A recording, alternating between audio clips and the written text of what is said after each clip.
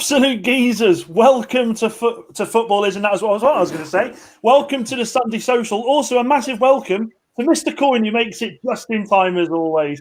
Honestly, you've started early this week, mate. I've started early, have I? Before I start, as always, guys, if you're new, remember, thank you so much for coming and having a look.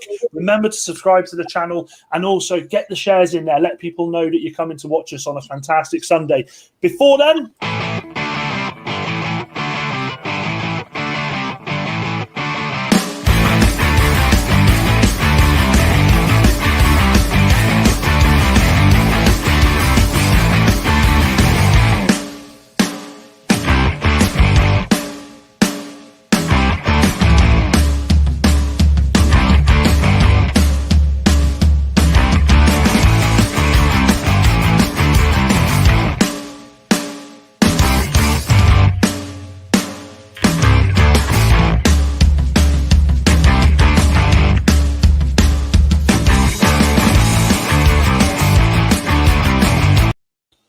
absolute Jesus, welcome to the Sunday Social. I'm joined by my hosts, as always, Vorney and Coyne. How are we doing, gents?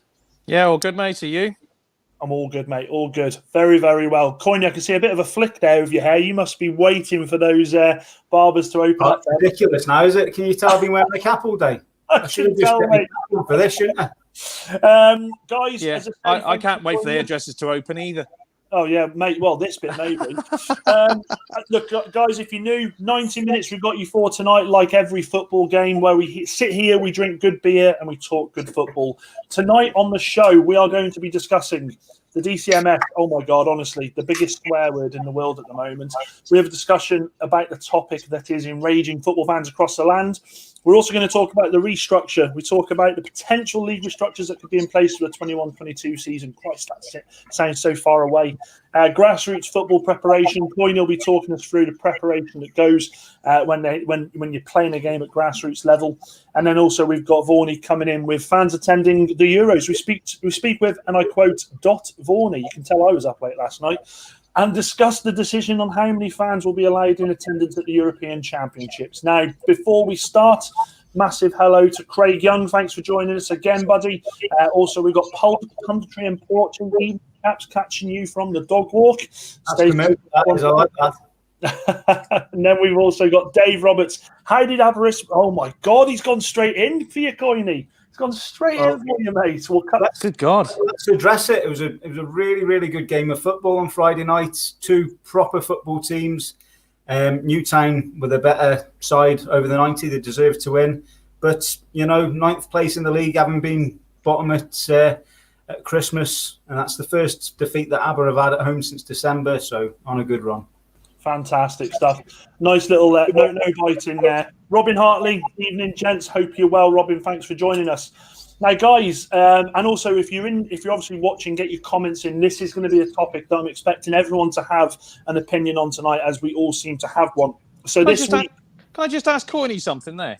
Go fire away. You said Aberystwyth haven't lost since December. At home. Well, I haven't played. You didn't play for 3 months. Mate, I work on the media team now. I always put a positive spin on it. I thought I got away with that one as well. Never trust the media. Never trust the media. Oh, dear. So as saying there, unbeaten run, all right? That's good. Well, okay. Let's leave that one there, eh? We'll come back to the Welsh football, shall we? This week, as you all know, we've had the news from the DCMS that spectators from the 12th of April are not going to be permitted to attend sporting events taking place on private land other than for under 18s or to provide care. This does not prevent people from viewing recreational or organised sport in a public space, so park or organised groups up to 6 people. However, sporting events that are intended to attract spectators, and that includes ticketed events or events that are likely to attract a significant number of spectators, should not take place in a public space or a private land until step 3. I mean, what the hell are we doing? What are we doing? I don't understand. I mean, I'm going to say this again. And I say it every week, and I feel stupid saying it, but I went to Aldi today and I was there amongst so many people not adhering to the rules, jumping in front of me, picking up their bloody groceries. And I'm sat there thinking, How the hell can they say that we can do this, but we can't go on a field where, and I'll show you some pictures later, people are adhering to the bloody rules, they're sticking away from people, and they're just trying to enjoy the good game. What are we supposed to do? I'll come to you first, Vorney. Well, it's not very often I'm sort of like you read something sort of like we did earlier in the week with that statement from the DCMS and the FA, where you feel like the life has just been sucked out of you, and it felt like it had a little bit, really, to be quite honest. It's a strange comment that they've made, really. I mean, it's a bit like saying that shops can reopen on the 12th, can open up tomorrow, but they're not allowed to sell anything. It's an odd one. I mean, the ruling on public parks and everything, I mean, that sort of changed as well, because that was all one of the same thing, where football at that level wasn't allowed to have any spectators. But that actually changed when the statement was made last week. So the roadmap or the route map out of lockdown doesn't come until tomorrow, but actually the public park sort of side of things, that was why people were in public parks yesterday watching games. Yeah. So it's almost like that ruling has changed immediately, but then in terms of private grounds has then been pushed back to the step 3, which is May the 17th or something along those lines. It just seems bizarre. I mean, obviously, COVID is a clever disease. It obviously realises the difference between public parks and private land. Yeah, whereas the DCMS are just completely and utterly, and I'll say it, idiots. I'm so glad that this is before 9 o'clock, because I'd have stronger words to say about it. Craig makes a fantastic point. Sorry, Vaughan, just 2 seconds. Yeah. Craig makes a fantastic point. Can't get into a game, but I'll soon be able to watch footy on TV in the pub. Well, I mean, it says it all, doesn't it? It says it all. I don't understand what the DCMS are actually thinking with this. It's a good point. I've got to be honest, though, Dan. I'm not so sure I do blame the DCMS, because at the end of the day, the government, in all fairness, don't know the differences between step 7, step 6, step 5, step 4 football. And to be quite honest, that's not particularly... I'm not saying it's not particularly their job to do it, but they've got to have a broad understanding of football, cricket, basketball, polo, tennis... cinemas, theatres. They've got to have a broad brush overview of everything. At the end of the day, it's the FA that need to be sort of telling them, well, this is safe, that's not safe, we can do this or we can't do that. To be quite honest, in all of this, I blame the FA, not the government. Oh, I like it. What about you, Coyne? What are your thoughts on it? And I'll come to some comments that we've got below. It just doesn't make any sense to me, Dan, in all honesty. It's almost as if the powers that be want to see clubs struggling. They want to see people, enraged about not being able to go to games. They don't. It's almost as if they don't want to help people. Yes, we all appreciate that this horrible disease is still out there and it's still a threat. However, there are studies that have been done that show that transmission outside doesn't happen very often, and you need to be in close contact, face to face with people for over 15 minutes. And I was thinking about this the other night. When you're at a football match, you don't stand face to face. That's, by the way, the other night at Aberystwyth when I was at a match. You don't stand face to face with someone talking, because if you're standing face to face talking with someone, you're missing the action. Yeah. You stand facing forward watching the game. So any transmission is going to go forward. And yes, of course, it can spread out. But surely at a football match, when you're all facing in one direction anyway, any sort of transmission is going to be less than what it would be if you're standing face to face. And it just at a time when clubs need support and they need the powers that be going above and beyond for them, we're not seeing it, and we haven't seen it since the start of this. Let's be honest. No, Grassroots have been completely and utterly hung out to dry, as always. And it just me and Paul had a socially distanced coffee last week, and we spoke about the fact: what do they want football clubs to do? How are they expecting clubs to survive? And I'm just going to quickly come into a comment from Riley United. We can offer a takeaway from our clubhouse, but people can't watch the game going on outside. Thankfully, our pitch runs alongside a public path, and we can't stop people coming to watch. And that is absolutely bang on, isn't it? You can go into a clubhouse and get a takeaway, but you can't watch a football game that's across the. Here's the other thing, Dan. Here's the other thing. People are congregating to watch these matches. Yeah. You look, you watch games on TV. I watched Bala against TNS. S4C last night. You watch that game, and there's people around the ground, because you can see into most of these grassroots grounds. There are people congregating, and they're congregating together. They're in a smaller space to watch these matches than there would be if you allowed them into the grounds and allowed people to spread out. Yeah. So what they're actually doing is almost encouraging the disease to spread more. Yeah, it's counterproductive, isn't it? Absolutely counterproductive. Absolutely counterproductive, Vorney, yeah. Max says, absolutely gutted at the decision, had planned 2 games already and we're looking forward to them. For them to make the decision with 5 days' notice is a joke. That's from Max from Emma's Ground Guide. Do you know what? I'll give him a quick plug. Guys, whoever's watching, follow Emma's Ground Guide on Twitter. Max from Emma's Ground Guide has somehow managed to fuse watching football, but actually take his partner with him and her enjoy it. It's the mind boggles. He is an absolute magician. I reckon he should release a book. He also says, feel so sorry for all clubs that have planned for supporters. And that's another thing before I come to the other comments. And if you're watching, guys, get your comments in below. I really want to hear what you guys have to say about this tonight.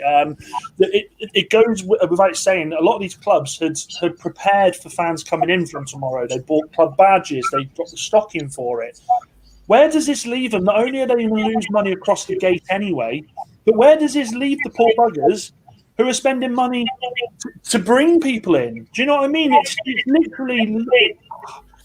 It's the whole ant magnifying glass sun jobby, isn't it? They are literally cutting the life from any non-league football club. Who might I add? A lot of them are struggling. A lot of them are. I will go as far as say a lot of them won't. Not a lot of them, but some of them won't start again next season because they'll have to fold. A lot of clubs were struggling before COVID. Of course they were, mate. And I tell you who that lies with. It lies solely with the FA. The DCMS, I completely get what you're saying there, Vorney, but that solely lies with the FA. They're meant to be promoting football, promoting grassroots football, giving us that element to go and watch football, get involved, have your kids get involved with it, start from steps and work your way up. And all they're doing is they're just cutting the life from it. And it absolutely enrages me. It honestly, I feel if I say too much more, I'll probably end up swearing, and it's before 9. Dave also says, is it just in England or in the UK? You know what, Dave? I'm not entirely sure. If someone knows, please put that in the comment below. Steve Pinder also says, hi, Steve. Thanks for coming on, mate. Utter tosh from the DCMS. But, hey, what are we surprised? Why are we surprised, given that they have been advised that the good old Blake... Yeah, and you're completely right with that. This goes back to what we spoke about last week and the week before. This is dinosaurs running a bloody sport that is evolving every season. And we have these dinosaurs that haven't got a clue or a love for the game, just destroying it. Ben Robinson, thanks for coming on, Ben. I don't think I've seen your name here before, so welcome to the show. Only at one non-league ground I felt uneasy at all last year. Bar that, all spot on and feel safer in the vast majorities of grounds than in town. And you know what, Ben? You're completely right there. I'll come to you, Vorney, with this before I come to you, Coyne. Vorney, I went and watched a couple of games last season. There wasn't many that obviously went on. The season didn't finish. But I didn't feel... Other than one game, I didn't feel like I sat there and thought, I'm going to get coughed on here, I'm going to catch COVID. What about you? Because you went to so many games. No, everything was very well organised. In fact, I was actually at a game at Market Drayton with Ben. Ben's a big York City fan, so he does a little bit of ground hopping, obviously, like I do. I can't remember anything. Everything, from what I remember, actually was very well organised. In terms of if game was all tickets were checked. It was one-way systems around the ground. Going to clubhouses, hand gel, washing your hands, and the queuing system and everything that was in place. So everything was very well prepared, and clubs had actually obviously put some thought and put some money into doing all of that. I mean, that's the other thing, of course. Some of these grounds, clubs have paid out money to make them COVID secure, and now all of a sudden, with 5 days' notice, the government or the FA say, no, you can't have fans back in. But I don't particularly remember any games back in August and September, Dan, that I went to where I felt, I need to shift out of here. Even when we kind of went back to watch Shrewsbury back in December. I think Coyne was at that game as well, and I just thought everything about that night as well was so well organised. Yeah, and that's the thing. And I should have a lovely sip of this beer then, but I'll wait. Oh, I'll carry on talking. No, it's fine. It's fine. But no, but that's the thing as well. Is all of these clubs, they have done everything that they've been asked to do. We want you to make sure that there are points in the ground where people can sanitize. We want to make sure that you are keeping players and fans away from each other. You're keeping fans easily mapped out. They're doing this. They've done it, and they're just getting absolutely shafted for it. Honestly, I've not been so angry since being involved in non-league football. And I tell you something, it makes me wonder how many years these poor buggers who have had to run clubs have just been shit on from a great height, and it's just continuing at a time where they need help the most. Pulp Punditry in Portugal, I love that name. Most of our Hampshire tournament is behind closed doors. Is there a lot of point without the supporters? Exactly. All of these bloody tournaments were put together. No, come on, let's be completely honest. They weren't put together for the fitness of the lads. They were put together because they needed money coming in from the bloody people who were coming to watch. There was probably 20% in the decision of these clubs saying, right, we need to get some friendlies, we need to keep the lads fresh. 80%, 90% of that was definitely thinking we need to get money in, we need to get money coming through the gate. I'm not wrong about that at all. Honestly, I'm so frustrated. Russell Cox, welcome, Russell.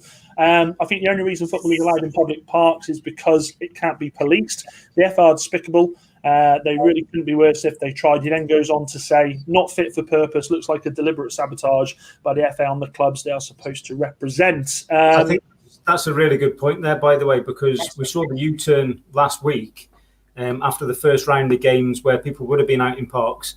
And these guys must have realised that actually, you know what, you can't stop people from going watching grassroots sport in public parks, like we said all along, by the way. That's right, yeah. Because what you're going to do, you're going to go walk your dog, aren't you? And if someone stops you and says, what you're doing, well, I'm walking the dog. The dog just takes 90 minutes to get around a football pitch because he's old. Yeah. I told you, there's always ways. You don't have to worry about walking it then. You can drag it around for 90 minutes. So do I. I take 90 minutes to walk around a football pitch, and I haven't got a dog. So the comments, keep the comments coming in, guys. Honestly, show-wise, this is the most comments we've had at the start. So keep them coming in. We want to hear your views. We've got Jake Topless that says the FA should be promoting people at all levels to get involved, and that comment there is hitting the nail bang on the head. The FA should be, because what the FA are doing is they're making people just oh my God, they're making people break the rules because they know that people are going to go on and watch the games at park level. They know they are. I mean, Christ, my Twitter has been full of it this weekend. Absolutely full of it. Pulp Punditry and Portugal at Heath was the best for COVID procedures. That is actually a bloody good point. I went to watch them last season. And as you walk in there, I don't know if you guys went and saw them. As you walk in there, they check your temperature before you even get into the ground. Yeah. What more are they meant to do? What more are they meant to do? I literally don't get it. In fact, actually, I went there the other night. Actually, it was announced that because back in August, I think the first Saturday, it was I wouldn't say a free fall, but it was okay. You were allowed back in at Step 7 grounds or Step 6 to go and watch a game. I was actually so that was a Saturday. I was at Allscott Heath on the Tuesday when it was announced that the FA were pulling spectators at games. So in all fairness, we've been here before, and I've got to be honest, that was a cock up back in August where it would appear that the FA and the DCMS had got their wires crossed in terms of the steps. So when we talk about Step 7, obviously Step 7 is county league level. But what basically I think the DCMS were saying, they've taken Step 7 as meaning level 7. So they counted down 7 divisions from the Premier League down, which of course brings you to the top of what Step 3, which is basically Isthmian and Southern League and Northern Premier League. So at that point, the FA were backtracking and saying, oh, well, actually, the DCMS have made a mistake. DCMS has said, well, we never ever said that. And it was so, well, at the end of the day, it's the FA's fault, isn't it? The FA need to, they make the rules up between what step is what. They know the difference between those. The government don't, basically. They have to be guided. I've heard comments this week as well by people that are sort of people that are in the government in DCMS, and they reckon that they haven't been approached by the FA at all. So take of that what you'd be. It wouldn't surprise me if the FA have just playing this with a straight bat and actually doing nothing and just letting everyone carry on with it. That's how it appears. Hot potato. None of them want to deal with it. No, they don't. I don't think they do. They can't take the blame then, can they? Yeah. And the thing that's frustrating is I've not heard of any bigwig coming out and saying, look, this is the reason why we're doing it. This is the reason why we've come to this decision. This is what we're going to do. They've not. They've said it, and they've just closed the book and got back on with the money side of it, up the leagues. And it just, it honestly, Grassroots is literally the sport that everyone seems to be forgetting who's got money. It's pathetic. There was a comment I saw the other day, and they were talking about the FA Trophy final. We're having fans back in, and obviously we had Steve on last week, and we were talking about potentially having fans in. And there was a statement that the FA made. This was going back a couple of weeks ago, and somebody had asked them the direct question: "Are you going to have supporters back in the stadium?" And basically, they played typical sort of politicians type of FA statement that they came back with, playing it with a straight bat. Saying, "Oh yeah, well it's going to be screened on BT Sport because we want as many people to watch the beautiful game and all of that." It's like that wasn't what you were asked. You were asked, when are people going to have their backsides back in the stadium, and how many are you going to have? We don't need to be told whether it's on the telly. You know, no shit, Sherlock. I can turn the telly on and work that out. You know what I mean? It's like that's not what you've been asked. You've been asked specifically when people are going to be back in the stadiums, and they're not doing it. Yeah, I completely agree. And excuse my French there as well. Don't worry about it. Don't worry about it. Craig Young then says, don't we think there must be government pressure on the FA? No way no way would the FA deliberately sabotage football. And you know what? I'm surprised that no one has got involved, up there, because this would be the perfect time for the government to really put their foot in and say, hang on, whoa. We need to know why you've made this decision. And I go back to my previous point. There's no evidence of to support the decision that they've come to. They've literally just said it and thought, bugger what the fans think. They'll have to deal with it. It's absolutely ridiculous. Go on, Coiney. Just to jump in on that point, I don't think the FA would deliberately sabotage football. I don't think that at all. But there's a difference between sabotaging football and not supporting your clubs, and not doing enough, I think is the best way to put it. And at the moment, are they doing enough? I'm not so sure that they are. No, I completely agree. I think at the end of the day, in all our working lives, we all make decisions, and we all sort of go to work and work to the best of our ability, don't we? But any decision that we make, if anybody asks us to justify those decisions, then you have to back it up and you have to justify it. Yeah. These decisions are just not being backed up with anything, are they? These sort of it's almost like they're shooting from the hip a little bit, really, to be quite honest, with some of these decisions that are made. And people are asking them straight questions, and nobody is asking, answering. I think a lot of it as well is just push it down the road, just push it past May, push it past June, and let's start next season 2021-22 with the fresh slate, and let's have everyone back in then. They're pushing it down the road, but that could well be too late for some clubs.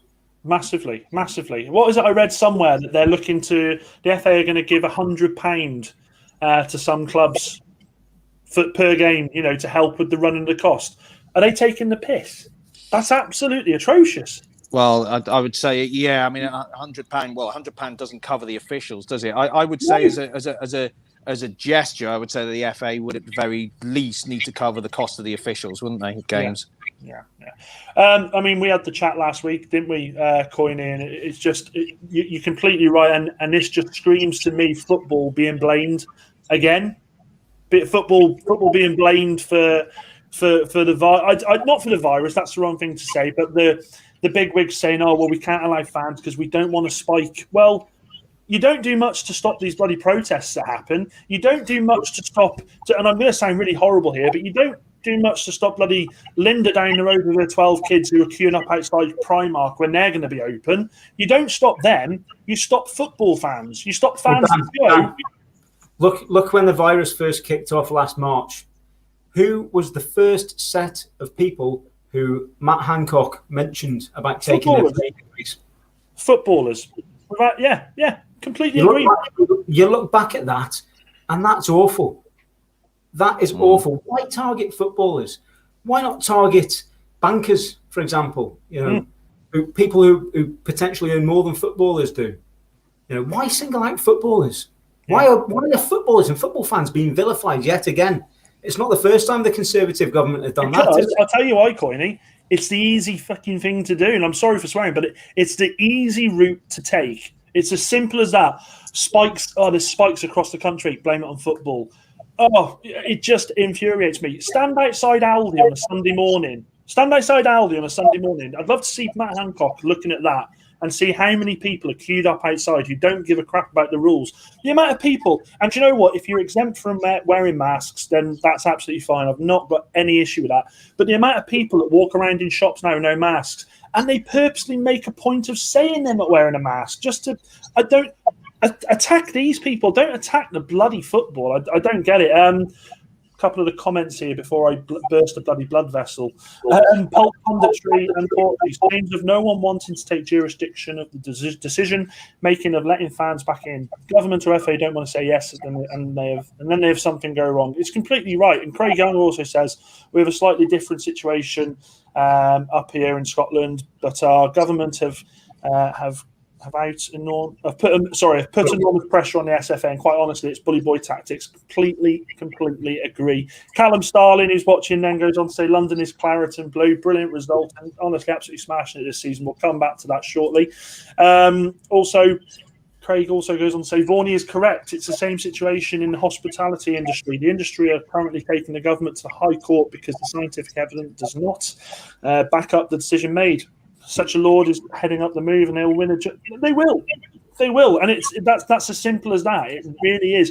And I'll tell you something that makes me laugh. I mean, don't get me wrong. I am so looking forward to getting back to the pub. I can't. Yeah, wait. We've got that down over the last few weeks. I haven't said it much. But here's the irony, right, of the government's decision from tomorrow. You can drink outside, yeah? Yeah? You can only drink outside. What are you seeing put up in every beer garden?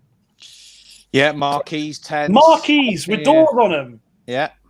Where the mind absolutely boggles. It boggles. Jake also goes on to say, how many spikes at football have you heard of? I mean, that's a very good question. Good question. The only one I could think of maybe was the Rangers party. Was there a bit of a spike up there? But I don't think I'm not sure. That's got nothing to do with football, though, has it? Really? No. That could be just five lads who had a party. No. I mean the fans when Rangers won. Oh, sorry. When they were celebrating in Glasgow city centre, but then that was down that was surely the Scottish police force to go and move those people on, wasn't it? So was that proven though? No, and there's no proof of that. I'm just sort of throwing that out there. Pulp punditry in Portugal also says you need to stop going to Aldi, Dan, stressing you out. I would stop going, but they make these fantastic beers. I mean, I'm drinking a grapefruit IPA at the moment. I'm about to have a blood orange one, so I can't keep away from them. Adrian Weston, obviously new to the channel there. Thanks for joining us, Adrian. Really appreciate you coming in and having a comment there. He says, at a game in Plymouth today, you mean you were going for a walk in Plymouth today, Adrian? Only a handful of supporters in attendance, so no social distancing problems, but we can all pile into pubs and shops in the next few weeks. And that is the bit that absolutely infuriates me, is I'll be able to go from tomorrow to Asda Living. Do you know what I mean? And stand next to all these people who will be, let's have this right, will be rushing back to these bloody shops to get in there. I mean, it's an absolute joke. Someone agreeing with Coiney, and it's not Dave, I'm afraid. Steve Pinder says, spot on, Coiney. The FA want to move on to the 21-22 season as quickly as it's humanly possible. It also means it buys time and a batch of new season club fees, i.e. money. I will shut up now. And you know what, actually, Steve, you banged to right there. I mean, Coyle might know a bit more before I come on to him about that. But this is something that I know from last season when the season was cancelled. The FA still wanted the match fees, which I get, but they wanted the fine money. They wanted, I think they wanted the registration fees, which, to be fair, a lot of leagues did say, look, we're not going to charge that. But it does seem to be the way, doesn't it? It does seem to be the way. Coiner, you know a bit more about that because obviously you're involved at grassroots level. Well, the fees for this season still have to be paid at the same time, i.e. before we kick the ball, which I get because that includes your insurance. Okay, so that I get to an extent. Could they have said we can delay it, or you pay half now and half at Christmas? Possibly. There was a reduction in affiliation fees for this season, which was £15. So that's to put it into context. That's a match ball and a half. But again, that had to be paid before you kicked a ball. What we did as a league, the Shrewsbury Sunday League, is we said to clubs, you can pay your fees before Christmas, and you can have a reduction in fees. Again, it was a small reduction of £20. Yeah. But we said if you pay after Christmas, then you have that 3 months grace to get yourselves some money in the pot and to pay. And it was about 70-30 split in favour of paying after Christmas, which obviously clubs wanted to get the money in the pot before they paid it. I believe next season there is going to be another reduction from the FA in affiliation fees, and that's going to be £10 this time around, I think. Heroes. Yeah. What a bunch of heroes. What a bunch of heroes. It's not, it's the central FA as well. The local FAs will be the ones taking the stick for it. There'll be clubs on the phone to the guys at the local FA saying, "Oh, why can't we have more? Why can't you do this for us?" And it's not these guys who work as hard as we do, if not harder, who are making the decision. It's all above them. Yeah. So it needs to come from the top. It does. It needs to come from the top. It needs to come from Wembley. Yeah, that's a very good point, Corny. When I suppose the comments I've made earlier, that's where I'm directing my frustrations. Really, are the people at the top, not the people involved in the local FAs, whether that's Shropshire FA, Cheshire FA, Herefordshire, or whoever it might well be. Because those guys are just like us, aren't they? Shropshire FA work. And I know how hard they work. Yeah. A couple of more comments as well. We got Chris Sharp that says priorities in all of the wrong places, and that is so right. That is clearly no communication between the DCMS and the FA. They should be promoting public health at this time, and that is so true. That is so true. They're not doing it. They are literally taking the back door and running as fast as they can from having to own any decision that they're making. Adrian Weston says, by match, I meant walk. Damn autocorrect. Honestly, mate, I know I hate it when that happens. Pulp Punditry in Portuguese says, I'm going to have to shoot, chaps. Great discussion, though. Let's hope we can be back in the ground together soon.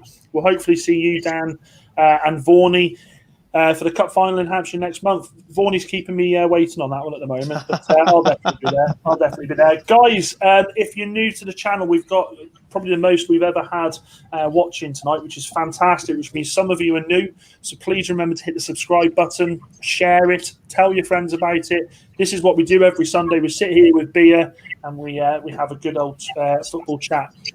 Now, the question I will, before we go off from this, the question I want to ask, and this goes to the people who are watching in the comments below, do you see fans being allowed back in May, or do you think they will change their minds again? I'll come to you, Coiny, first. Well, in May, it's almost pointless, isn't it? Because the season's over. I know some will go into June, but you'll have, 4 weeks max? It's an empty gesture, almost.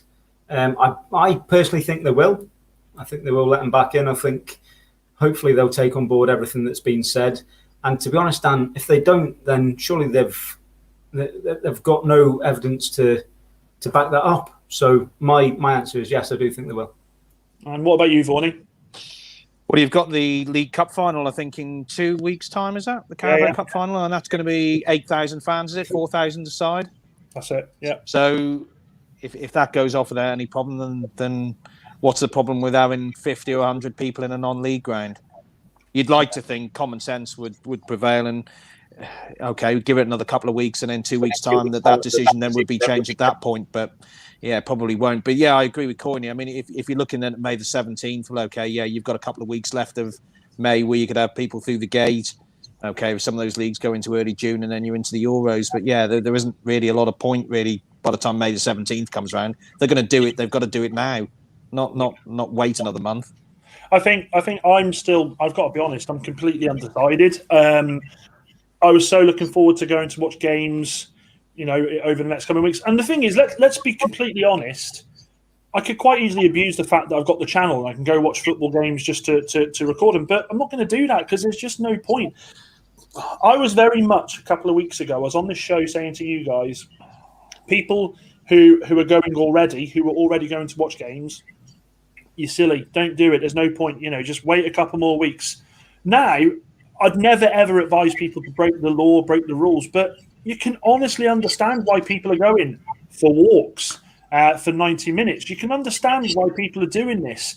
To be told that you can't do something after the club's all doing everything in their power to make sure that everything is correct, everything is right. To be told no, it's a firm kick in the testicles. David Wallace, also welcome, David. Thanks for the comment, mate. Says, never mind shops reopening tomorrow. Zoos, I know you said Zeus then. Zoos, quite rightly, reopen tomorrow. Private land, typically entry via a ticketed gate, mix of outside and inside setting. What's the difference? That is such a good point. Tell me, people comment below, what is the difference between that and going to a zoo where you are going to be in, out, wondering, I don't understand what the difference is. Do you? I'm checking here, Dan. Alton Towers is back tomorrow. There you go. Yeah. The wait is over. Alton Towers. I'm just advertising Alton bloody Towers there, aren't I? You pay 20 quid for that, aren't you? You're getting free admission tomorrow. Ben Robinson, great. Yes, I ride with 20 other people, but you can't go and stand at a football match with 20 other people. I can't come and watch the Mighty Boars, can I? I think well, Ben. This morning, if you'd have turned up. I was playing. Mate, I was an athlete today. I was playing football this morning. I scored 3 or 4 goals. I was an absolute hero. Sign me up. Ben Robinson says, I think fans will be... I heard that. I think fans will be back in May 17th. Got to remember, it's not just football. There'll be other sports pressuring the DCMS to allow fans back in. I think you're right there. I get, and that's looking at it from the other perspective, Ben. I think you probably hit the nail on the head there. And Riley United have also... Riley, I don't know if I'm saying... Am I saying that right, Vaughan? It doesn't sound right. I think it's Worley, isn't it? Wiley? So. Worley. Oh, I feel stupid now. Worley, can't even edit it out because it's bloody live. Will be pointless if we get fans back in May. It will be for 1 game before our competition finishes, and that will be a final at a neutral ground if we're lucky enough to get there. Well, I did see your goals from the weekend that you did send across, and you might be on your way there. But it's so true. These clubs, honestly, setting up all of these tournaments to get it's bull. It's absolute bull, isn't it? Guys, if you're new, get your comments in below. Do you think that football will return on May the 17th? I'm undecided at the moment. Coiny, whilst we're actually on the matter of this with the DCMS, now you obviously are heavily involved in grassroots football, so can you tell us, and guys, anybody in the comments, if you're involved in grassroots football, I want to hear from you guys as well. I want to understand what goes through the preparation of playing a game now, be it on a Sunday morning or a Saturday morning. Let me know. So I was going to say, Coiny, what goes through? What happens now? It's the preparation starts well before a match day, and this, I'll talk you through how I do it, and obviously that's unique to my club. But I don't think all the aspects will be unique. I think there'll be a lot of people who run their own teams at grassroots level who will recognise some of the things that I'll talk through. So my preparation for a Sunday game typically begins on a Thursday. So on a Thursday, I have to confirm with the opposition if it's our home game and confirm with the referee. So that's confirming club colours, confirming which pitch we're on, all those sorts of things. We're referees. I then confirm with all my players. So the way I do it is I'll send out a text on a Thursday to every single player. I'll then put it on our Facebook group as well. So some players, it's almost a case of taking away excuses, because if they say, I haven't got any credit to text you back, well, you've got a free Facebook group to text me there as well. I haven't got credit. What a thing. I haven't got credit. That's what started when I started the team 7 years ago, where not everyone had WhatsApp and all of those modern bits of technology. So I still do it the old way. It'll be a text, and it will be a Facebook group message. And I just ask them all, please reply by typically Friday, 6 o'clock, so I know who's available for the Sunday. So what I'll do then, once I've got the replies, is on a Saturday, I'll sit down for half an hour or so, and I'll go through and I'll pick, first of all, I'll pick my 16. Usually, if I'm 1 over or 2 over, I'll put them in the squads as well. But I have in the back of my mind who would be the 2 to drop out if the referee on a Sunday asks me, are you going to name your 5 subs? So I have all that set out. In my mind, I'll pick the formation, pick who's starting, pick who's on the bench. Obviously, I don't relay that to the players until the Sunday morning. I will then put the squad list on the Facebook group. So that's always done in squad number order, so that no one can try and guess the starting 11. Because in our team, everyone has their own kit. They all take the kits home to wash, so it's the same. Most of the time they even come in on a Sunday morning. So everyone has their own squad number, and that's the kit that they keep for the entire season. So I'll just do it in squad number order, and I'll put on that message that goes out as well. Meet at this time. No one ever turns up at that time. You can always add 15 minutes onto that. Bring your own water at the moment. Tell them if we're in the home kit or the away kit, and tell them which pitch we're on. So they have all the information there. All they have to do is get there on time, and a lot of the time they struggle with that. Come a Sunday morning, I'll actually, no, I tell a lie. On a Saturday night, I'll then go through all of the stuff that I have to take to the game. So, for example, today I had a few players turning up who didn't have a kit from the previous week because they've only recently joined the team, or they've been away for a few weeks, or have been injured. So I make sure I've got kit for all the players. I make sure the balls are all pumped up. I make sure I've got the corner flags. I make sure I've got the medical bag, cones, bibs, all the stuff for the warm-up. And I make sure I've got my bag prepared as well. So that includes my folder with the team sheet in. Sometimes if I'm being really busy, I'll even sit down and type out my team and print it off, so it's on the team sheet ready to go to save time on a Sunday morning. Bloody hell, you didn't never used to do that. Jesus Christ. I've learned over the last couple of days, don't bother doing it, because you'll have players dropping out at the last minute and you have to scribble over the team sheet and all that stuff. So I'll get all that prepared on a Saturday night. And then come a Sunday morning, all I have to do is get up on time, watch the first couple of games or match of the day again on Sunday morning, have my own breakfast, get in the car, get to the pitch, and wait 15 minutes for all the lads to turn up. But then when all the lads turn up, if there's certain players that I need to speak to, I'll pull them to one side and I'll say either, look, I'm expecting this from you today. I want you to do this in particular. I want you to do that. Or if it's a case you're on the bench, it'll be, can I have a word? And when I say, can I have a word, most of the time they know that they're going to be on the bench, and I've had a bit of stick for using that phrase on more than one occasion. So I've tried to mix it up a bit this season and use different phrases. But I'd just like all the players to be aware of what the expectations are. Then I'll get everyone together, read out the team, and we'll begin the warm-up. And then after that, we start the game. So, any questions from that I didn't quite cover there? Or well, there was one comment, mate. Steve Pinder says, sounds like Coyne needs an assistant. Dan, so there's your way in. Not a bloody chance. He'd murder me. Rob Jones, oh my good God. Jonah, thank you for coming on, my friend. What a guy. Arsenal fan, that's his only downfall, but a great bloke. I watched a game last Sunday morning. No football played. That's cold. That's cold. We've got a few comments to run through here. Adrian Weston says, the powers don't really care about us at the bottom of the pile. We make no money from, no broadcast deals or merch to be peddled, so we don't matter. And that, do you know what? That's the sad fact of the matter, isn't it? It really is the sad fact of the matter. Steve Pinder says, no fans in games, but a record attendance on here tonight. Thumbs up. Thank you very much. And guys, remember, if you're new to the channel, hit the subscribe button and make sure you come and see us every Sunday. It's not always just our three ugly mugs. We do tend to have some guests on. Obviously, tonight was a bit of a situation where we felt it was good to get you guys in on the comments and get your views. Worley, did you say, Vorney? Worley. Yeah. Worley. Vorney has got the pronunciation right. I will remember that from now on. Worley United. I bet you don't. I bet I'm awful. I'm bloody awful. I forget the wife's name half the time. Matty love it. He called me Dot Vaughan before. Who's Dot Vaughan? Dot. Matty Lovett said, we ain't having you bagged this. I'm telling you something, Matty. When I see them, I call them and I score them. Honestly. I'm an old-fashioned centre forward. When I say old-fashioned, I'm just terrible.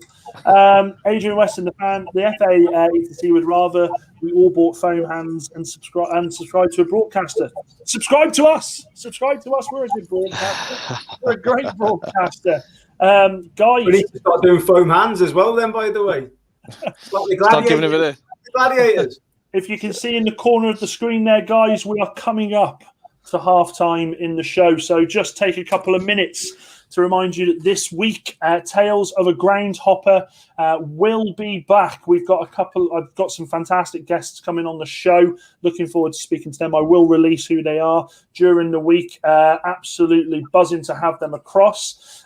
Also, if you haven't had chance yet, have a look at the Football Is and That Is What I Want top 10 archived goals. There was some absolute screamers there.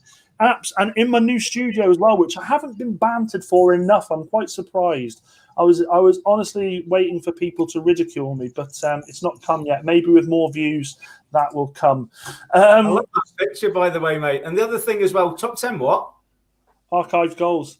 You said archived. I did say archived. Definitely. It was like speaking to one of my Dutch colleagues. Archived. Is that the same as Wiley Rovers? Wiley, Whirly. absolute bloody joke. Adrian also goes on to say, I worked alongside 2 teams in Scotland before Christmas as a photographer. I was going to say a photographer then. Look what you're doing to me, Coyne. Temp taken, every game and social distancing rules easily observed for staff and players. And that's it. How easy was that to do? And if that's what clubs like you were doing, I'm sure every club in the bloody land would do it. But yeah, they've had it taken away from them. Malcolm Storer, first watch for me, guys. Subscribed and I'll be back. Malcolm, love to have you on Tales of a Groundhopper. I did message you not so long ago.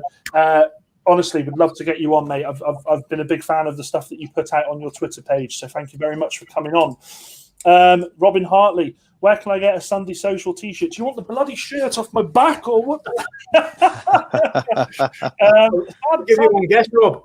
Yeah, give you one guess. Yeah, in fact, actually, whilst we're on it, remember, shout out, we are sponsored by Kaito Apparel. As always, absolutely fantastic work that they do with the T-shirts. If you like what you see, then obviously make sure you give us a shout. They will be on sale soon, honestly.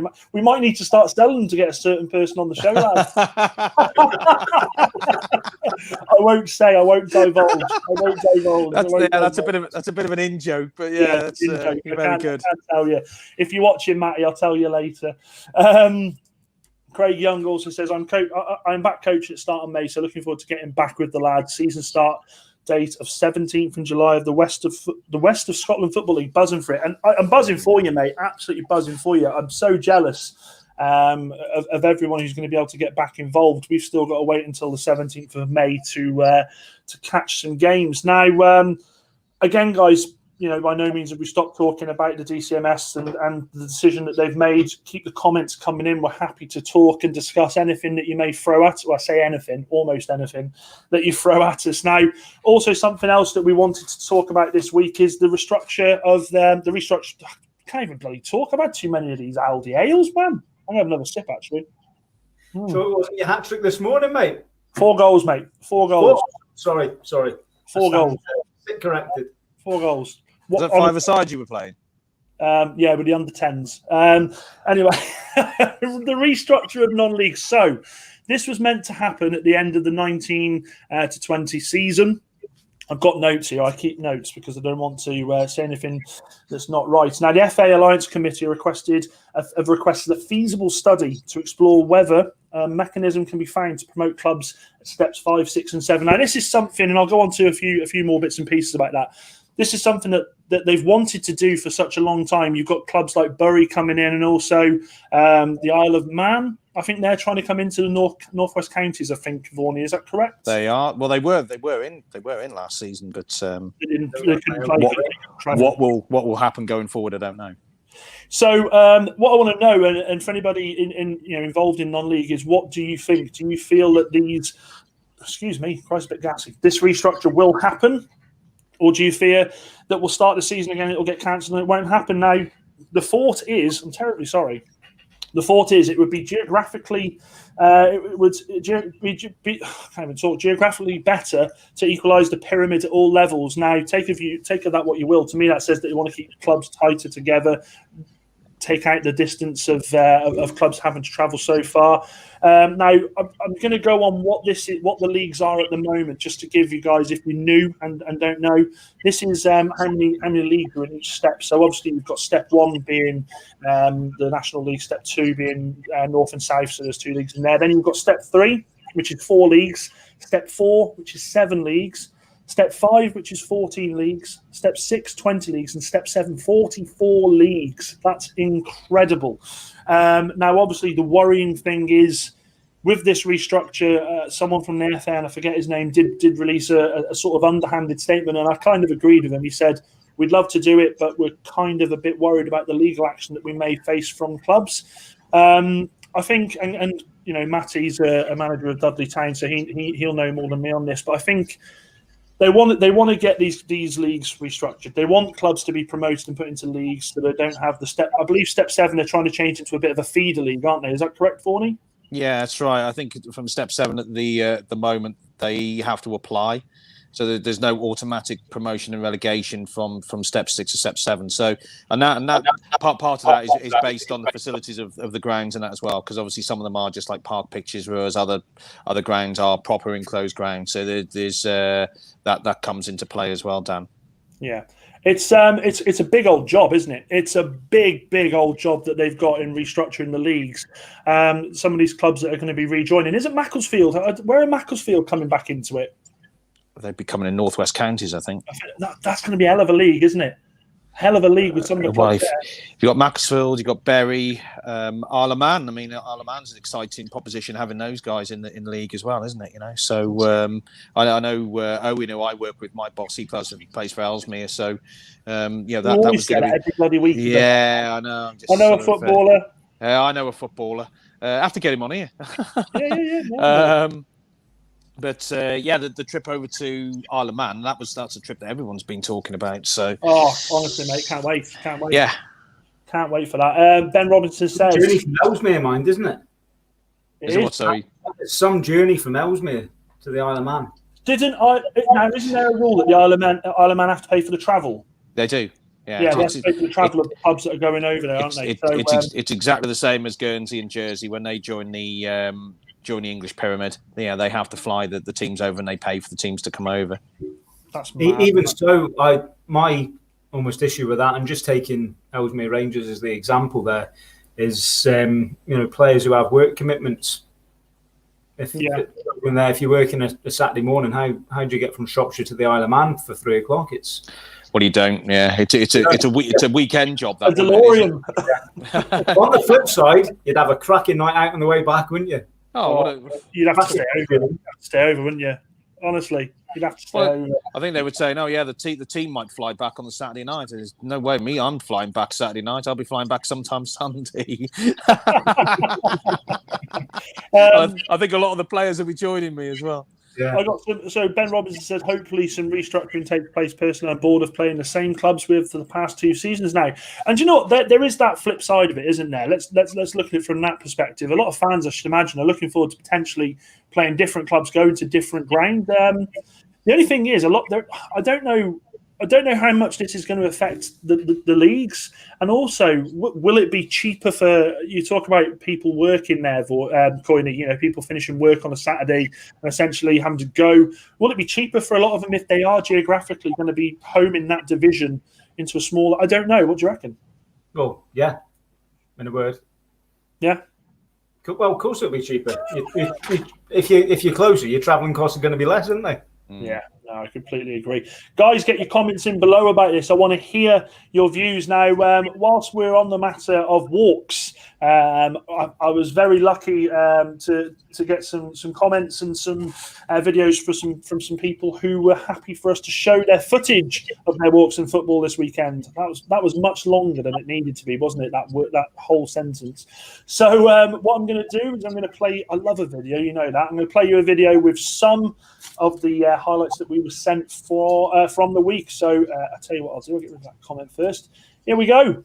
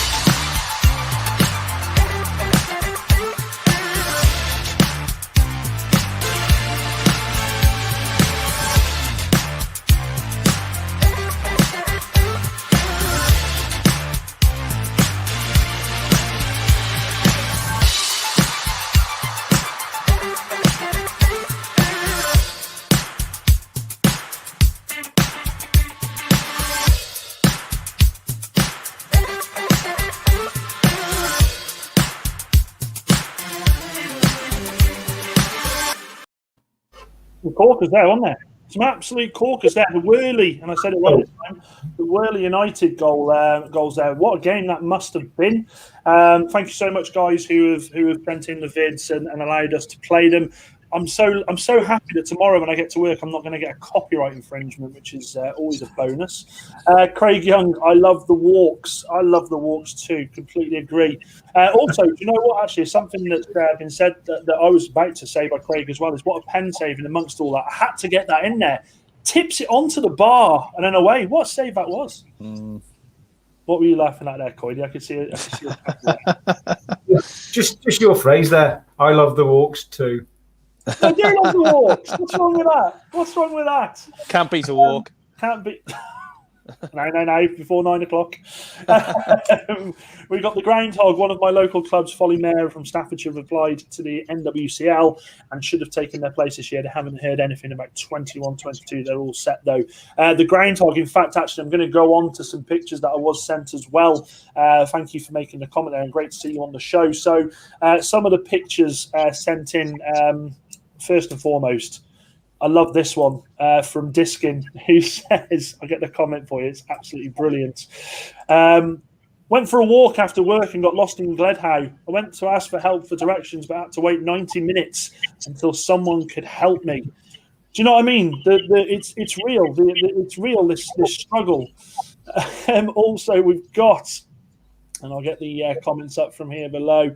The Groundhog there, pictures from my walk. I love a good walk, me, at Shenstone Path FC. We've also got, and sorry, you'll have to bear with me here, Emma's Ground Guide, who says, I can't even talk, Asluxton and Austin FC was a double header. We watched the reserves and it was an awful 1-0. The first team is currently 4-1, so we picked the wrong game. And also what they did go on to add on to this, which is bloody brilliant, is this picture here. That's apparently not safe, guys. Not safe. You can't do that. You can't do that. I'm not even gonna get myself angry. Other than that, we've also got, this is a great picture here. This is actually especially to you guys. This is from the Bucknell True. I made the short trip to Herefordshire today to watch Shobden versus Westfield's reserves. Shobden won 5-0. He then also goes on to say, tell Vorney he needs a haircut and Coyne that he needs to make sure he's match fit for our first Salop away supporters game of the season. So thank you so much, guys, for getting those pictures across. Fantastic stuff there. I don't think I've been match fit since about 2011, but I'll try my best. Mate, come and play on a Sunday. I can tee you up, mate. I'm a baller. 2011. Sunday morning, Dan, haven't you heard? What's that? I said I'm a bit busy on a Sunday morning. Haven't you heard? How'd you get on today? I actually don't know. How'd you get on? We were 3-0 down at half-time. Oh, here we go. Excuses. We got it back to 3-2.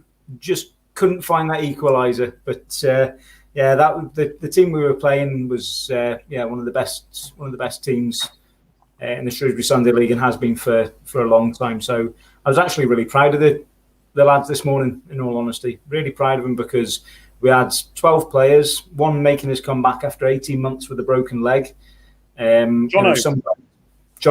Yeah. Jono, what a player Jono is. Absolutely fantastic midfielder. Yeah, so great to see him back on the park. We had some lads playing. One lad who's just recovered from COVID played the full 90 minutes, which was extraordinary. We had two guys over 40 in the side. You said over 40, not over 50. Yeah, one guy who's probably said to me at the start of the season, I can get through 15, 20 minutes max. Played 75 minutes. To be honest, the 3 goals, I think they'd all agree. We didn't. Yeah, I wouldn't say we gave them the goals, but we didn't cover ourselves in glory with them. Second half, I thought we were excellent. Vorney was there having a walk. Sounds like you needed goals, mate. Sound like you needed goals. Yeah, I mean, I scored kind of like a few today myself. Yeah, in a 5-a-side game, Dan. Yeah, I think as an outsider looking in on Coyne's game this morning, I think for me to summarise on it, I think the Boars lads come off. They were gutted that they lost 3-2, that they hadn't got the equaliser towards the end because the 2 or 3 good chances at the end to possibly get it, and I think that probably sums it up really. How well they actually played. I mean, the effort and whatever second half was second to none. And probably deserved the draw. You deserve the draw, Coyne. At the end of the day, Vaughan, it's very rare to them. It's very rare that I say to them that I'm proud of a performance. You know, internally I might be, but it's very rare for me to say it to the boys. And I did at the end. I said, you know, I couldn't have asked for any more from them this morning. They were to a man. They were excellent. And you know, sometimes you don't get what you arguably deserve, do you? That's football. They're gutted. They haven't got a draw after being 3-0 down. And do you know what? Really? The most gutting point about that, to be fair, Coyne, and I've known you how many years now? 15 years. The most gutting thing for you must be of knowing that half a mile down the road there was a striker who was, in the form of his life today and banging goals left, right, and centre that could have come and saved the day. But I digress. Who's that? I don't know. I can't mention names. Guys, thank you. If he did turn up, Dan, do you remember his kit? Probably not. That's for another time. Guys, if you're just joining us, welcome to the show.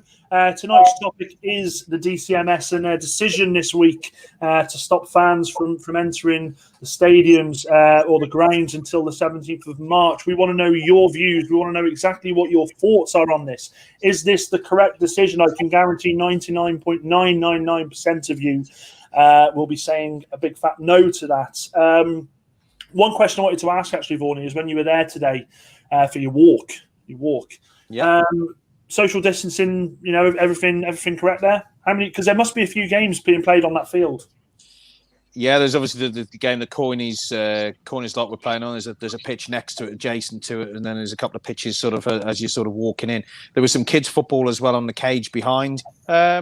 I mean, there's a few people knocking around there, you know, as parents and that have come and dropped their kids off that are watching the game from outside the cage.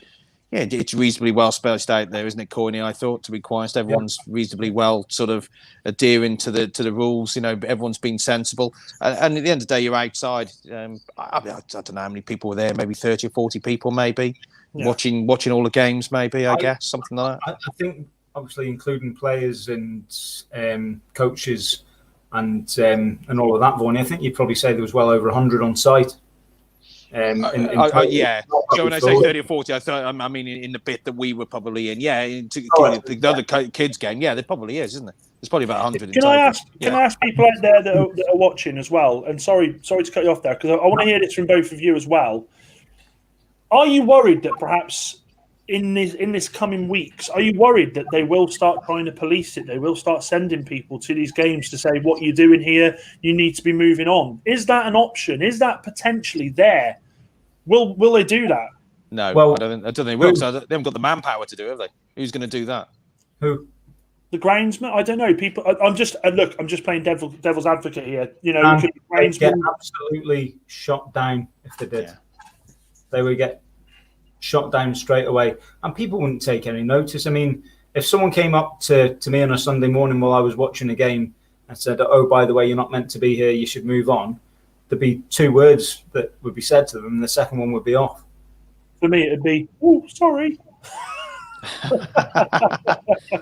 No, but I mean, because this is the other bit I'm alluding to. Before I went and played the game of my life today, I don't know if I mentioned it.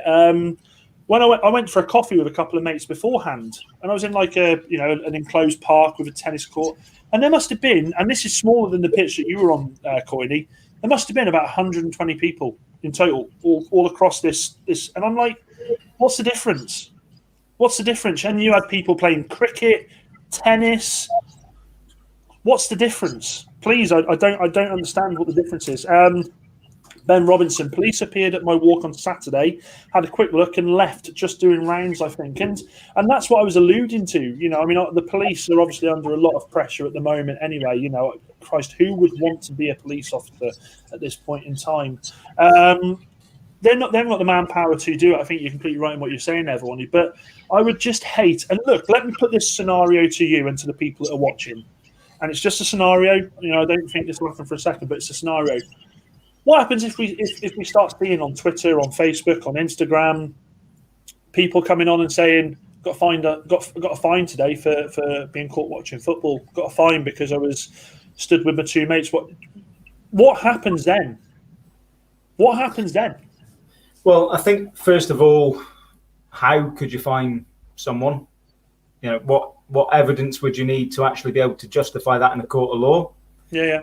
You'd probably need video evidence of them stood there, not moving for a prolonged period of time. I just think it would be absolutely impossible to get in front of a court of law.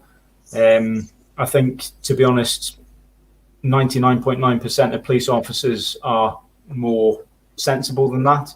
I don't think they'd even entertain the idea, if I'm honest. If it did happen, I think there'd just be uproar. People, it would go viral. People saying how ridiculous it was.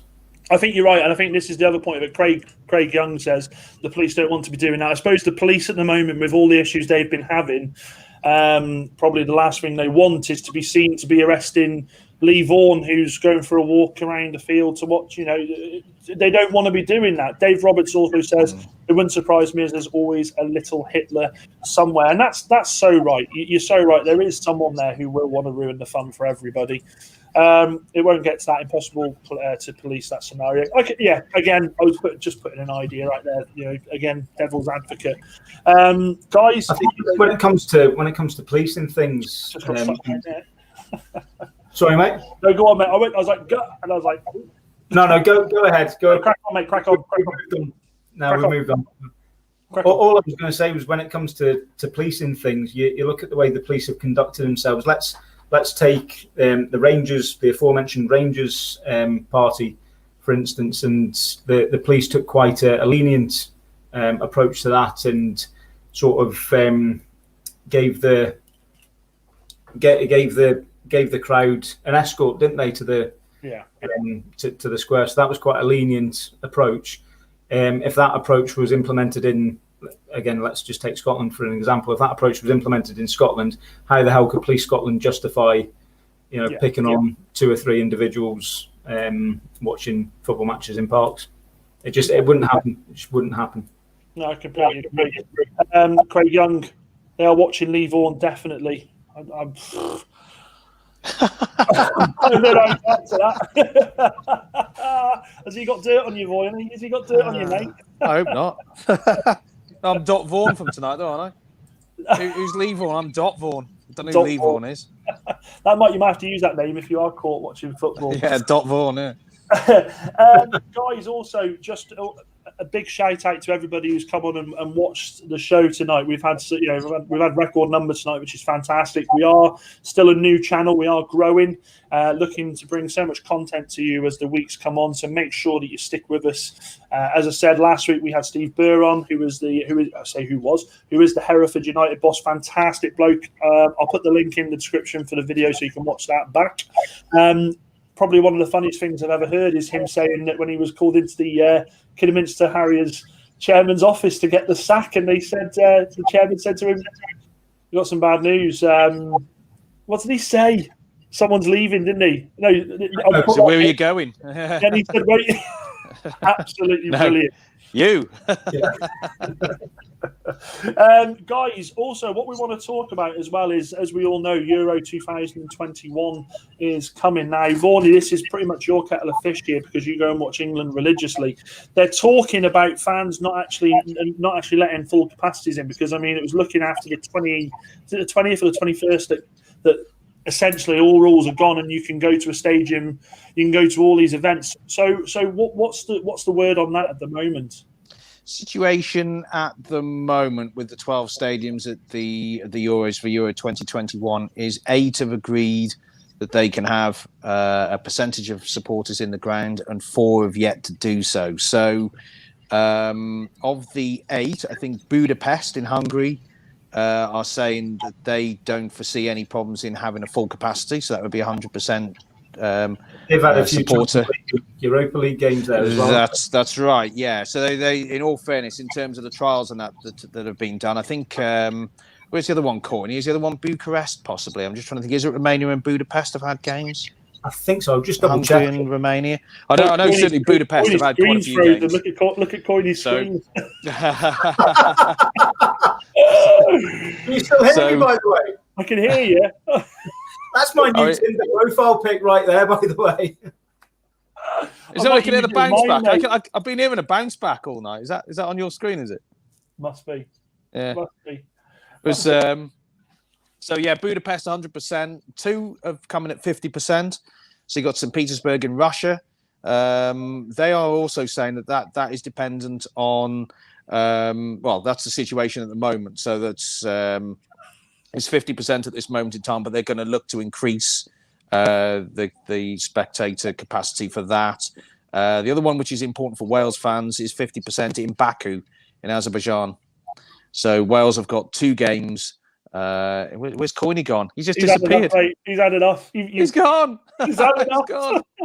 So for the Wales fans, 2 games in Baku. Then we've got the rest of the stadiums. The other I think 5, which I think Amsterdam, Copenhagen, Wembley, Hampden, and Bucharest, I think it is. They are running between 25 and 33%. And again, that's there's going to be a little bit of tweaking that will be going on there as sort of we go through the process to see if we can get a few more in. So they're basically saying that between 25 and 33% would be a minimum. At the moment, the FA are saying Wembley is 25%. Obviously, we've got a bigger stadium, so in all fairness, 25% at Wembley is more fans than say Hampden or kind of whatever. The 4 that have yet to make any decision, you've got Bilbao, Munich, Rome, and Dublin. I think are the 4. Now Rome, that's quite an important one because one of Wales's games is in Rome. So I think they play Baku, Rome, and Baku. So at the moment, there's no travel or no decision or anything made on Rome. Rome is potentially a venue for England's second round game. If we were to progress out of the group, if we were to progress out of the group, I think Rome or Dublin are actually two of the stadiums that we could be playing in the second round. So, but they're 2 that have yet to make any decisions as to whether they're going to have fans or not. That decision, I think, needs to be made, and there needs to be a declaration made by those FAs by April the 19th. I think so. So Munich, Rome, Dublin, and what was the other one? I can't think of the other one now. Bilbao. Yeah, they've got until April the 19th. Basically, Ben Robinson says to you, Vorney, seems a lifetime ago since seeing Lee in Kosovo. Hopefully get to see his beautiful face at the Euros, but my quick calculations of my caps seems I'd be 50-50 if the rumours are true. Christ. Yeah. Must be talking about that Dot Vaughan, not Lee. Dot Vaughan, yeah, that was that was it. That was the last England away game we went to was Kosovo, which we were talking about this to the Todd brothers the other week, weren't we? And the Todd brothers. The Perry brothers. Perry brothers. It's Todd and the Todd brothers. Oh, that's who are they? Sponsors, you moron. We're going to lose our t-shirts. I've got it now. Craig Young said, "Is Coyne up to something?" Then he come back with. Come back, Coyne. Got a plan there, mate. I'll tell you what it was, Dan. It was that ghost from a couple of weeks ago. Jesus Christ. Craig Young also says, once you English guys hammer us at Wembley, will you take it easy on me on this channel afterwards? Bloody hell, Craig, you should know with us English, it's never that bloody simple. I'd sit here and say England are going to win the Euros, but I know exactly how that'll play out. Dave Roberts says, Baku and Rome for Wales. That sounds like a bit of a song, doesn't it? Baku and Rome for Wales. That was awful. We've also got Ben Robinson says Dublin or Copenhagen is the last 16 potential grounds. Rome or St. Petersburg for the quarterfinal. Okay. Yeah. Plenty of football to come up. Plenty of football. I mean, I'm absolutely ecstatic for the Euros. I mean, what is it? 6 weeks away? 6-7 weeks? Yeah, it's not too far away, is it? Mad. But the thing is, I think in terms of getting more supporters through the door, in terms of travel restrictions, I mean, this is the other thing.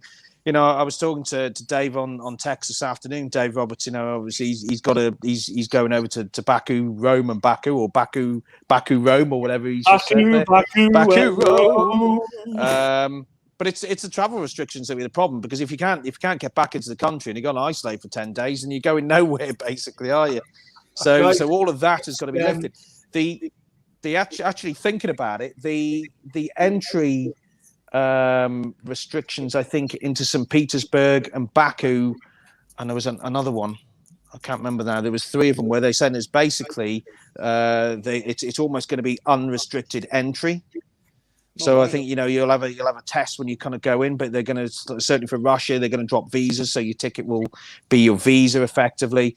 So they're looking to sort of like severely sort of drop all the entry restrictions that they would have. So read into that what you will, whether that's a good thing, a bad thing or not, I don't know. But at the moment, we can't travel anywhere. So a lot of things have got to come into place in a very, very short space of time. I still think it'll happen in bloody England. I still think we'll end up hosting it. Guys, 2 months today that the first match happens, Italy against Turkey. Yeah. I certainly think that. I think the four stadiums, I think if they're struggling now, I think they're going to continue to struggle. Whether they're going to get anything through by April the 19th, I mean, that's only a week away now, isn't it? So they've got to submit the plan. So I know the Irish have been struggling, with Dublin and that. So let's hope everyone can be part of it. But I don't know. I still think the travel restrictions. You're talking about something that's going to happen in 2 months' time. Yeah. At the end of the day, we're going almost from a standing start here, where there's no travel anywhere. To all of a sudden, you're going to have football supporters travelling all over Europe to watch games. Are numbers dropping down yet? Are numbers dropping down? I'm not so sure. I'm not so sure in Europe. I'm not sure. The rest of Europe, I don't know. I mean, obviously here, I mean, we're heading in the right direction. Oh yeah, I mean, the group games here. I mean, for us in Scotland, we're in a favourable position because obviously the games are here. So Scotland got 2 games at Hampton, 1 game at Wembley. We got our three games at Wembley. So our group games, we're okay.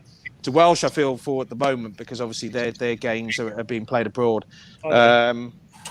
So, what's he laughing at now? I said I don't. Dave, don't go, please. Don't go. We want you Baku for good. Matthew Harrison, you guys are my pre-line of duty entertainments. Who do you think is hate? And if you don't know what I'm talking about, what is your favourite football conspiracy? I don't watch Line of Duty. I've tried to get the wife into it, and she said no. My favourite football conspiracy is that. That's a bloody good one, isn't it? That's a bloody good one. Favourite football conspiracy. Christ.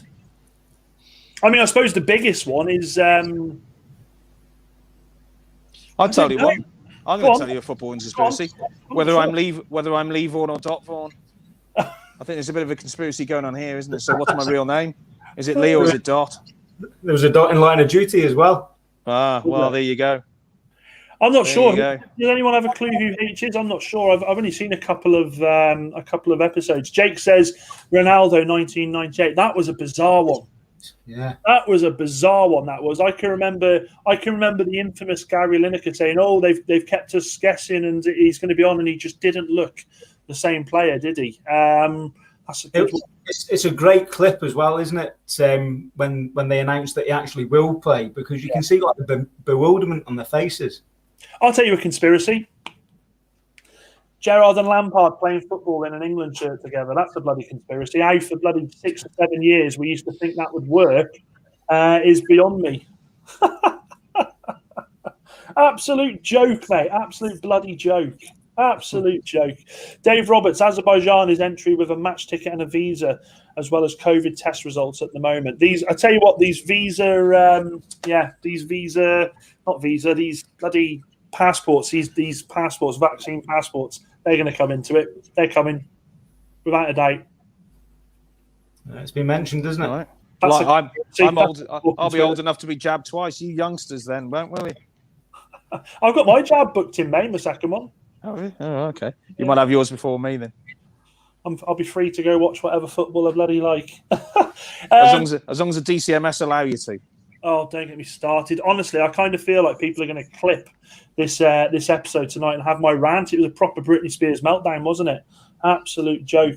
Guys, thanks for sticking with us. We've still got a bit of time yet. I'll tell you what you need to put into a highlights reel, Dan. Hide. Go on. That's an important point. You're singing for tonight. Am I singing? You call it singing? You need to clip that down into highlights from tonight. I don't think we do, mate. It was horrendous. I wish I hadn't have done it, actually. It was pointless. Again, before, I mean, we've still got 9 minutes left until the last call for Line of Duty. If you're still watching, get your comments in about DCMS. I want to know what you think the future holds, and also whether or not they're going to have an official bloody plan for if this happens next season, because there's no telling whether this is going to happen next season or not. They keep saying about this third wave that potentially is going to hit us. I just, God, if it happens one more time, honestly, I might have to just take up watching golf. And that destroys me to think about that. That's killed the conversation. I hate golf. In fact, a question to the comments. What sport do you least like watching the most? I'll come to you first, Forney. It's got to be golf. Golf, yeah, the Masters is on at the moment. So I saw a mate of mine actually put I think he put something on Facebook actually last night. Said, don't for the next 4 nights, don't contact me on Messenger, WhatsApp, or whatever, because I'm going to be busy. And I obviously know he's going to be watching the golf, and I felt like sort of just texting him back and saying, why are you watching the paint dry on the wall? I'd rather watch my toenails grow than watch golf. Dave Roberts, shots fired. I'll tell you what, Coiney, don't like you. Pointless, you say, a bit like Coiney this weekend. Honestly, we're going to see our first. We're going to see, honestly, Coiney. Was it because Shrewsbury got a draw? So, that's 1 point. Guys, get your comments in. I want to know what sport you think is pointless to watch. Coiney, what would you say? I don't know. I quite like most sports, to be honest. I don't actively watch golf. I mean, if there was golf on the TV, I wouldn't sit there and watch it. I'll be honest. Yeah. Tennis, I'll occasionally watch. Love tennis. The Wimbledon finals and that, but I don't actively watch tennis. I don't know. Trying to think what else. Did anyone go on? Sorry, mate. It's just a bit of feedback again. I don't know if it's me. Some people might say darts. I love darts. I'll be honest. I love the darts. Yeah. In fact, that's what I was going to say. Actually, we got a comment by Craig. Says, I heard dancing before I can relate that story. Whenever you're not, Craig. We're not talking about that. That was in a bar in Mallorca. That was horrendous. That was a very, very, very, very heavy night of drinking. Well, I think you're leading the race, Dan, to sing Wales Euro 2020 song at the moment. Yeah, they did one for 2016. I was going to put my name in the hat to do that, and then I just decided to carry on living my life. Grand Happy FC, welcome, guys. Thank you so much for coming on to the show. The DCMS are a bunch of clueless fools. I remember I had a Q&A with Dowden's predecessor, Nicky Morgan, at university, and she had no answer for the delayed return of fans at non-league. And I think that's the absolute pinnacle, isn't it? They don't have an answer. It's like, you know what? It takes me back to Matt Hancock when he was on with Piers Morgan, and he said, "Are you going to take a pay cut?" And he wouldn't answer the question, would he? He just kept dancing around, and it's pretty much the same as what's happening with the DCMS at the moment. There's no definitive answer. It's just, well, why are you doing it? Well, I don't know. I don't have to tell you that. It's pathetic. Craig Young, snooker, absolute crap. I quite like the snooker, I quite like watching the snooker. Yeah, I'm with him on that. I'm not overly keen on watching snooker, to be honest. Oh, a bit of snooker. Don't mind that. Dale Skitt, I've often tried to get what the fuss is about American football. It's not even football. They just throw an oval-shaped ball very far into the air. I've got to be honest, mate. I'm with you on that. I don't understand the dynamics of American football at all. People absolutely rave about it. I sit there and I'm like, I haven't got a clue. It's not a sport that's ever really... I don't know. It's not a sport that's ever really interested me. What about you, Per? I have watched a little bit of American football. I've sort of remember going over to the US probably about 15 years ago now, and in Boston, and meeting up with the guys there. That's the Patriots, obviously, is their local team, and watching the game. And want somebody to explain the rules to me in terms of it's actually quite a good game. But it does last for 3 or 4 hours, doesn't it? So, I mean, at the end of the day, there's a lot going on. I mean, I watch, obviously, a lot of football, as you know, cricket. I watch a little bit of rugby here and there. I haven't got the time to sit there and watch American football as well, really, to be quite honest. But it's not a bad sport. It's okay. And I understand people why they would like it, yeah. Brian Hoppin FD says, golf isn't a sport. Thank you very much. And then Matty Lovett, and I'm sorry, lads, you're going to have to be calm with this one. Matty Lovett says, gotta be golf. Can we also give a shout out to the Super Saddlers who grabbed a 2-1 win yesterday and surely now secured our league status onwards and upwards? Salif, we are coming for you. Can't wait. Hey, Matty. We need another local game, don't we? Mind the gap. Mind the gap. Matthew Harrison, better question. I can't wait until we have Walsall back in League One, Wrexham up there. That would be brilliant. Hereford, if ever get back up the league, let's get some proper derbies back. There'll be good games. Good games. We've only got a couple of minutes left, so quickly get these questions in. Better question. What rule, this is Matthew Harrison, would you introduce into football from another sport? Me and my mate had a long chat about this yesterday. How about penalty corners from hockey with that beautiful bedlam to the football? That's a very good question, actually. That's a very I don't think we can answer that in 3 minutes. Put that on the agenda for next week. Yeah, it's going on. But I would like to just say timeouts. I definitely had timeouts if I could. I'm going to put that on the agenda. Matthew, you'll have to. Matty, you'll have to come and watch next week, mate, when we talk about it. That's a bloody good question. Dave Roberts, Vaughney was watching the cheerleader. Who's watching this? The cheerleaders. Would that? You got to be, mate. I've been rumbled.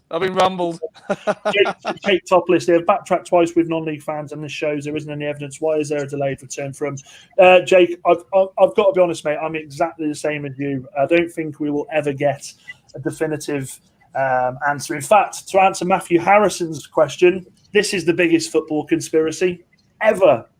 Why aren't fans allowed back to watch the beautiful game that we love?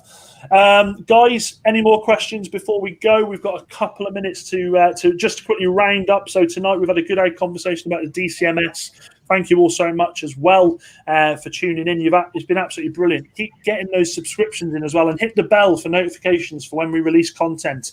As I said this week, and I'm going to say this without getting bantered the proper way this time, it was the Football Is and That Is What I Want top 10 archived goals. So you can find them on the on the channel, on the YouTube channel. Also this week we've got Tales of a Groundhopper with a great couple of guests. So I won't release who they are yet, but there is some fantastic ones coming on the show. Also make sure you have a listen to the Fan of Fan podcast, doing some great work there, Diskin and Jake. So make sure you have a look at that. I saw a bit of a smile on your face there, Coyne. Anything that you were you waiting for me to say archived again? No, just your pictures, mate. I think they're cracking, the poses as well. Mate, you worked on them, mate. You've sat in front of the mirror and thought, how can I pose for this one? I'm getting absolutely well. I'll tell you what the best one is. Let me just see if I can quickly get it before the time is. I don't think. Oh, here we go. Are you ready for this? This is the best one. I've posted this a couple of times and I regretted it straight away. What the hell? I need you. I was thinking of Rocky, I think. I don't know what the bloody hell I was thinking there. It was absolutely... How much time with your hands you have? Fucking, I haven't, mate. I haven't. I wouldn't be looking at that and thinking Rocky, mate. Believe me. Hey. Craig Young, lads, really enjoyed it tonight. I'll spread the word up in Scotland. Great entertainment, top men. Thank you so, honestly, thank you so much. I really appreciate that, Craig. As I say, we are a new channel that, the channel's been around a while, but we're a new trio that are just trying to bring a bit of realism back to a Sunday night and just hoping that we can all enjoy sitting having a beer with us, talking about the sport that we absolutely adore. But guys, I think looking at the time, we are officially near enough at the final whistle. It's been a great show tonight. Thank you so much to everyone who has stuck with us and had a look at the show. But that is officially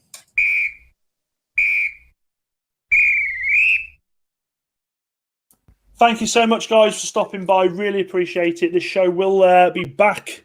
Be back next week with plenty of content. Definitely going to speak about what Matthew Harrison has said. I think it's a fantastic question. Jake Topless, thanks for the shout out, Dan. We'll have you on the Fan of Fan again soon. Hopefully, hopefully Vaughney and Coyne. Yes, definitely give them a shout. Yeah, definitely. Harley, cheers, lads. Thank you for tuning in. Robin, been watching every week. Other than that, guys, from me, that's everything. Vaughney, Coyne. Just like to thank everyone that's been watching tonight and all the questions that come in. There's been some great questions, isn't there? Yeah. It's been a show, yeah. Yeah. Brilliant. Some really, really good interaction tonight, and the comments flying in have been absolutely fantastic. So, yeah, just thanks to everyone for dropping by and listening to us talk shite for 90 minutes. I can say that. More of the same. More of the same. Come on. Other than that, guys, see you again next week. As always, be thinkers, not stinkers. Sayonara. Look at Warnie laughing and Cody. Au revoir.